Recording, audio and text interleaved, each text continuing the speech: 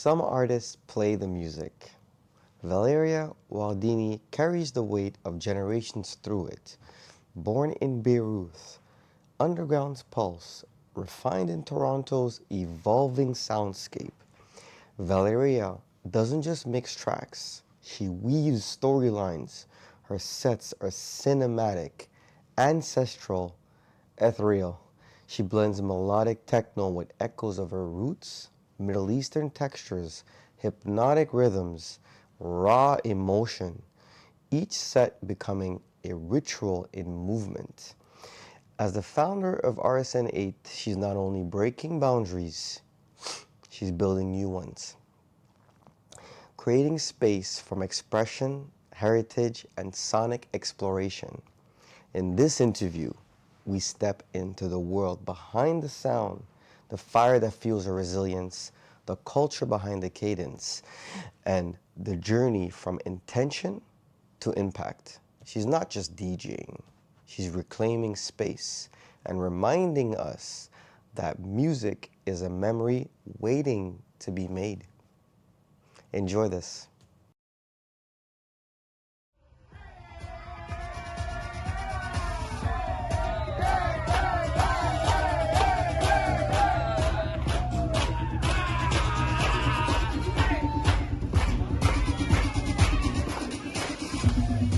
Awesome. It's nice to meet you. You too. What brings you here to Cuba? Very good question. So I'm here as part of the mystical destination for Cuba, and I've had the privilege of sharing the stage with so many talented artists. I've been brought here by Puzzles Entertainment. So You're a yeah. DJ with Puzzle. And what's your specific type? You said it was a melodic techno. That's awesome. Yes. Tell me more about that. So I know melodic techno has evolved quite well, especially in the last few years. I would say that my sound is a combination, or it's an ode to like the OGs, to the good old days of melodic techno. But I also like to include the new stuff that is coming up. So I Okay. always like to include both sides of the coins of that of the coin, if that makes Right, sense. right. So yeah, I would describe it as melodic, dark, and emotional. That's and awesome. every track is picked on purpose. Yeah, I had the privilege of seeing you perform, and honestly, it was beautiful. Yeah. I really Thank you. appreciate you doing that set for us and DJing for us here at you. Mystical Events, Cuba. So I'd love to chat more about your creative process as an artist. But before we get into that, I also want to know, what inspired you to become a DJ? What, why DJing? So I guess it all started when I was 13 years old. Uh-huh. I know it's kind of a long story, so I'll keep it short. Sure, yeah. It all started when I was at school, high school. And I was always like very fond of music. Ever since I can remember, I've been listening to music, like all kinds of music. And my dad used to always blast music in the house. That's so awesome. I love that. Yeah. Which would drive my mom crazy, Yeah. but it's okay. It's fine. She accepted it at the end. Was that his love language, I guess? Yes, yes. Yeah. So I got exposed to all kinds of music, like pop, R&B, 80s, 60s, 70s, you name them. My friends call me the music encyclopedia at That's this awesome. point. That's beautiful. And that have continued with me all the way through like high school. And I've always had this passion, I feel like I've been here, or I've been put on this place to do this like mission, to share my music, to share my experiences. That's your purpose. Exactly. So, and I've continued working on that ever since, all the way to college, all the way to like living in 3 different countries, just for me to be able to be in a place like Toronto. Oh, that's beautiful. That would offer me this opportunity to express myself and express my individuality through music. Yeah, no, that's beautiful that you said that. Was there like a spin moment where you're like, hey, that's it, I'm a DJ now? Was there a specific moment that Yes. brought you to that? Yes, Yeah. 2017 when I attended my very first techno event in Lebanon, in Beirut. Oh, you're so lucky. Yeah, I'd love to go to Lebanon. it's Tell me more. Tell me more about that experience. I'd love to hear that experience. It was Richie Houghton. Okay, It Richie was in Houghton, yeah. September. I will never forget that day. I went with my friends, and I was like, "Oh, techno! I don't like techno music. Right, right, There's right. no lyrics. I'm used to like listening classic Right, right, rock, right, right. lyrics, vocals. I'm a vocalist as Vocalist as well, well. Oh, so well, that's that's good how to it know. started. I Yeah, wanted to yeah. be a rock star, but it shifted on that night specifically. Right. And I went to see Richie Houghton, and I had no idea who he was. So I went there, and I was like, "Holy shit! What is this music?" I was hypnotized I bet. by it. I bet. And I had no exposure to techno. And when I just saw him play there, it was like I want to do this. I want to challenge myself and do this because that's how I started as a vocalist. I heard my favorite artist and I'm like, I'm gonna sing this. And that's how I felt towards DJing. And then the second event I attended, Recondite. Right. And ever since Recondite music has been with me throughout this journey. Right. And that probably also answers your question, like what inspires you is like the music of artists such as Recondite that are very deep, very emotional, dark. It kind of reflects on my experiences as well. Wow. Like I haven't had an easy life, so I always feel the need to express those emotions through the music that I play. Yes. It's like it's you reaching out. Exactly, Yeah. exactly. And the thing that I love the most about techno music is that it exhibits a lot of emotions if you're able to tap into that music without words, if that makes sense. Yes. Right? I feel like you have this is how I see it.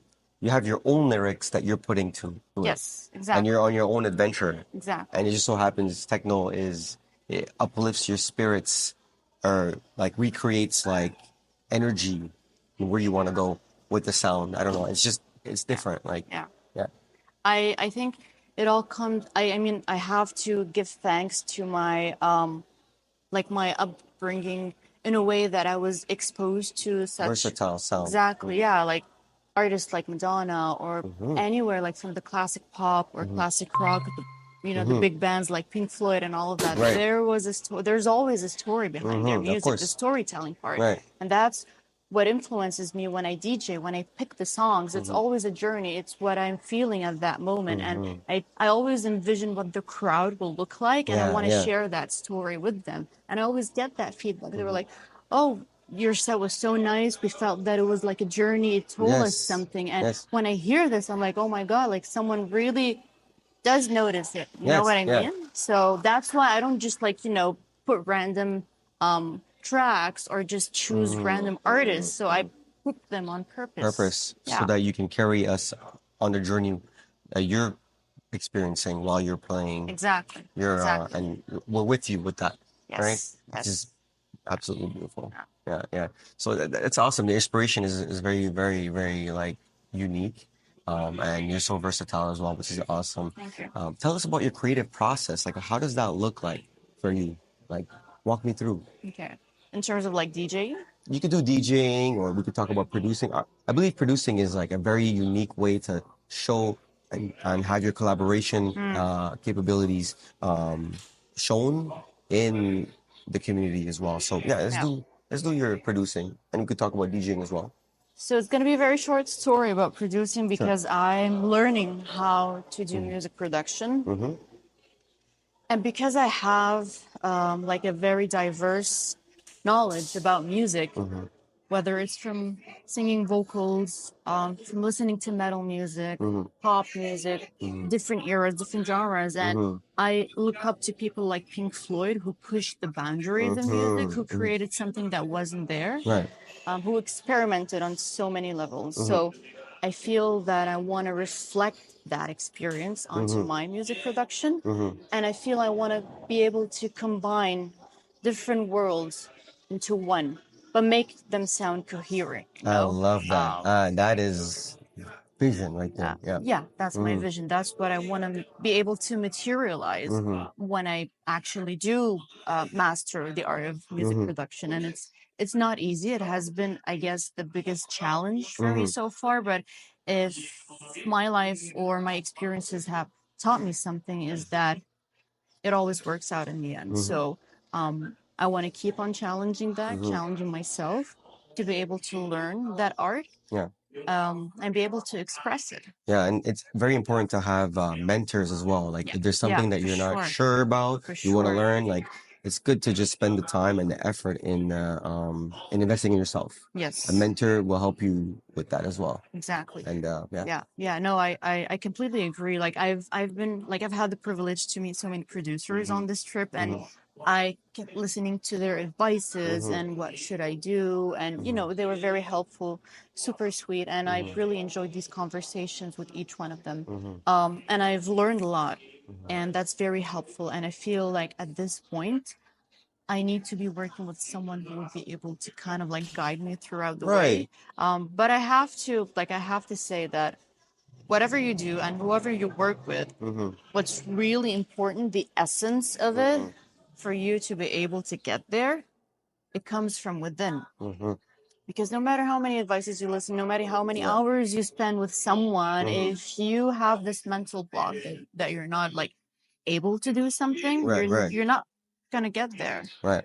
I agree with you. Yeah, it's definitely getting your head in dead. You're dead. What we Yeah, talked about. Yeah. So exactly, yeah. So exactly. it's awesome that you said that. But yeah.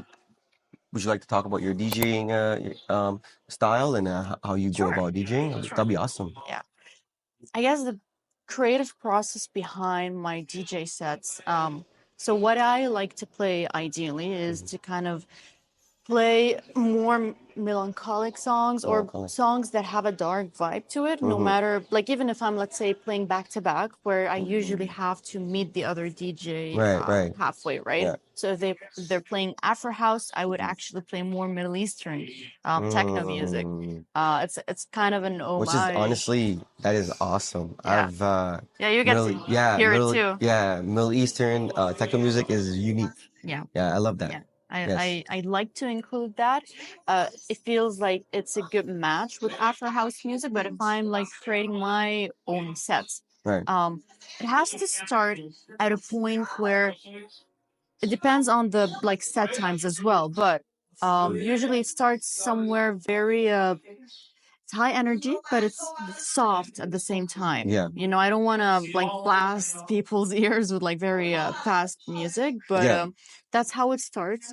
And then the next phase, I kind of like class them into like different phases. So that would be like phase one, warming up people, getting them in the In groove, the and groove, yeah. exactly introducing them my sound, right? Because they need an introduction first. You can't just slap them with any track, Yeah, right? of course. It's you have to like ease them Yeah, into your story, yeah, your journey, right? Which exactly, is what exactly. you love to do. I Yeah. bet you like that's your favorite thing. It's like, what Yes. do I like to? What will I play here? Like, and that's yeah. It's like Yeah. you get like that. You're kind of like a magician in a way, where you're like taking people on the emotional Mm-hmm. roller coaster, if you like. Yeah, Yes. yeah, Exactly. That's the perfect way to describe it, yeah. because they've been always progressive, and I've learned this from listening to several DJs. They always build up their sets, so it's Right. not just like one banger after the After another. other, or Right. it's Right. not like a downer. Yeah. Yeah. It's kind of like it's a roller coaster. Coaster. Yeah. So that's phase two. So phase two is also, it's kind of a reflection of life, if you like take it, if you see the big picture. So phase two is always the strongest, heaviest. It's the peak. What I like to include over here is music that is more a bit aggressive. And by aggressive, I mean it's like you feel like you just want to let everything out. It's very cathartic. And that would be like the heaviest part of my set. Wow. Right? And then after that, after like the storm has calmed down, this is when you're kind of like reflecting on life. And this is where I pick songs that tend to be more dark, because now you're like, Oh wow. okay, so we're out of the storm. We're kind of like reflecting on what What happened. happened? Yeah. Exactly. Okay. And then the final one, phase four, is I like to always leave it very, very euphoric, very happy. I like to end on a happy note, and this is when you notice, like in like most of my sets, I like to close them by either throwing some of the classics, 90s remixes, something very nostalgic that people can relate to, which I did with my set over here, and something that is very melodic and very mellow. This I like to kind of like let people like take a take a deep Breather. breath, like Yeah, yeah. And then breathe ready in, for the like next one. exactly, And then and you bring in your just bridge in with the next artist. Yeah. 100%. And I just like to leave it on an emotional and light note. That's beautiful. And Yeah. thanks for sharing that. Yeah, yeah. Um, Tell me, what is 3 things you're grateful for at the moment right now? Okay. I would say, well, I have to credit my cat. This is like a Oh, your cat. Grateful for your cat. Perfect. I love it. What's your cat's name? Suki. Suki. Nice. Yes, Yeah, yeah, yeah. yes. I miss her the most, I Mm-hmm. guess, and my mom Your too, mom. my mom. So cat and mom. Okay, that works. Okay. But I would say I'm very grateful for my friends and the community that I have. Yeah. I feel that if I didn't have them, Mm-hmm. I wouldn't be in the same place that I am today. Yeah. Even when I like lose faith in myself Mm-hmm. or lose hope, they are a reminder that Mm-hmm. no, we've seen you Mm-hmm. like in different shapes and we've seen you Yeah. in your stronger aspects. So Yeah. they're a good reminder That's of good. And that. it's also very important to have good friends, like Yes. friends who encourage you to be better. Yes. And like hold you accountable when things are not going as great as well. And maybe like walk with you to the right path, Exactly. And, yeah, man, that's very important. I believe in that as well. Yeah. Mm-hmm. Yeah. And So second yeah. thing, the music Yeah. that has been with me all my life. Mm-hmm. It sounds cliche. I always say this, and I have to give this disclaimer, Mm-hmm. but it did save my life, and I don't consider music as like, oh, music, I'm just listening and having fun. That's why it's very important to me. Every music event that I attend to, I need to have this like sort of connection with the artist and the music that is being played. Okay. So I'm very grateful for that because I can't imagine my life without it. Tell me more about that. Tell me more about like why do you think specifically music like saved you? Like because music for everybody's different, right? Some people use it just to work out. Some people use it just, to escape. You said saved your life. That's a bit different. Yeah, tell me more about that. Like ever since childhood, I've always been a more not introverted. What's the word? Closed, I guess. Enclosed, yeah. Yeah, You could say exactly. introverted, I guess, in a way. It wasn't a personality type. It Okay. was just like more of a choice of me not exposing myself to the Oh, world. okay. You So got doubts. yeah, kind of. Yeah, I was like very much in my own bubble, right? And like I said, I didn't have an easy life, easy upbringing. So Usually cool people are always in their bubble. yeah, Usually. yeah. So you're very cool. So it makes sense. Thank you. Yeah. And the only thing that was there for me during my hardest moments in life, it was music. And I felt that I needed to express my emotions, but I didn't know how. So music was there for me, and I was able to express that through the lyrics that I used to listen to, right?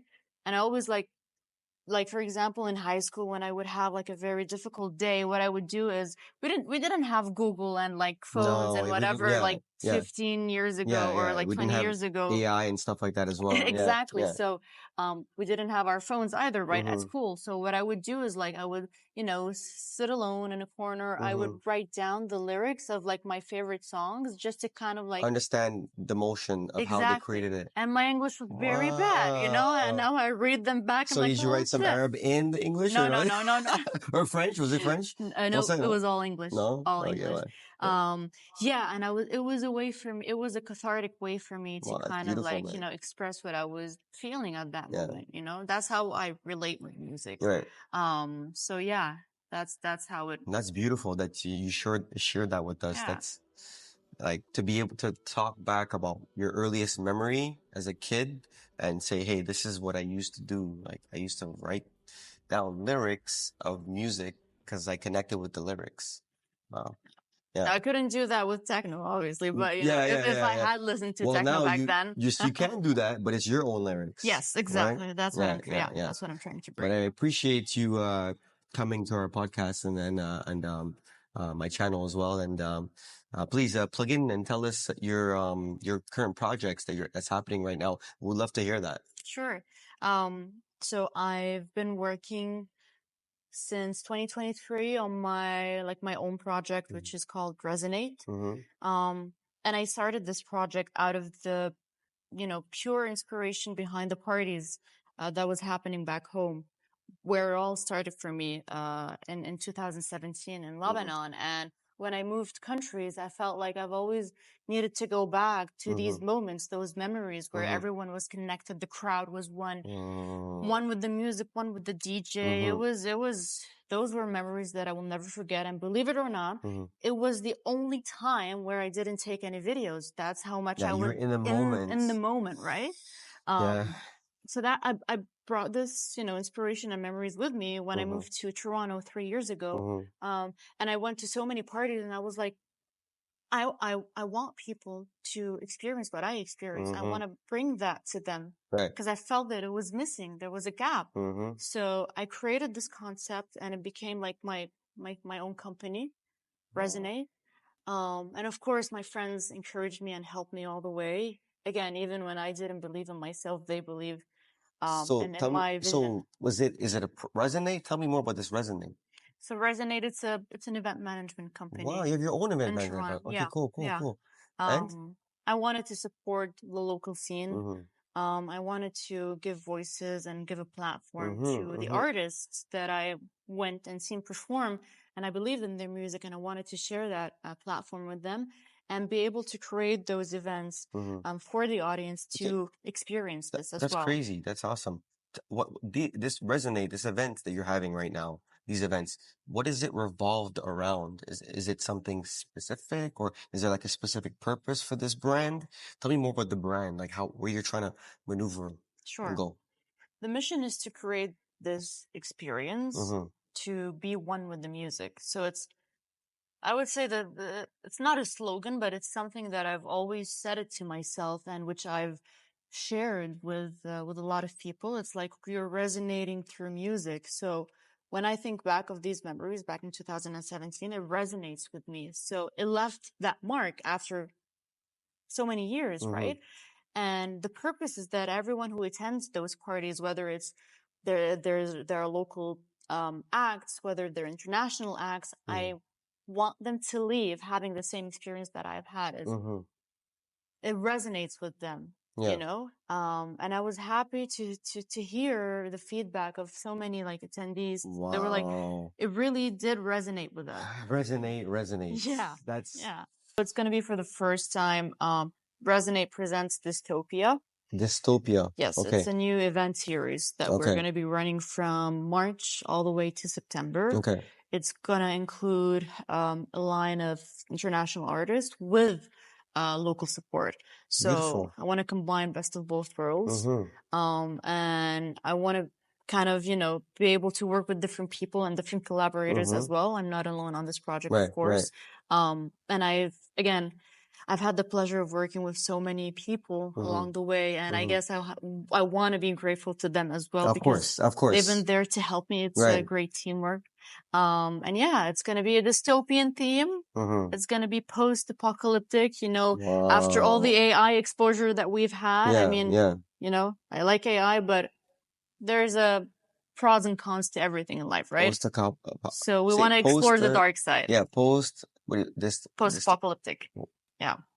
Wow, I want to ask you, like, what inspired that?